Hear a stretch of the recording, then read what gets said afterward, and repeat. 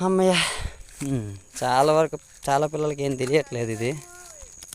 జొన్నలు ఎలాగొస్తాయి, సీతాఫలాలు ఎలాగొస్తాయి, ఇవేమి రావట్లేదు. ఇది జొన్న చెట్లు అనమాట. ఇగో ఇక్కడ వస్తుంది పీస్ లాగా, ఇది స్టార్టింగ్ స్టేజ్ జొన్నని. ఇవి గట్ట జొన్నలు కావు. ఇలా పైన పువ్వు వస్తుంది కానీ దేనికి వస్తారు, దేనికి ఉపయోగిస్తారు తెలియదు. కానీ ఇక్కడ వచ్చింది జొన్నని.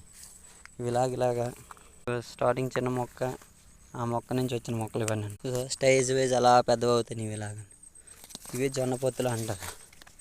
ఇవి చూసా పెద్దవి అవుతుంది, ఇంకా పెద్దవి అవ్వాలి.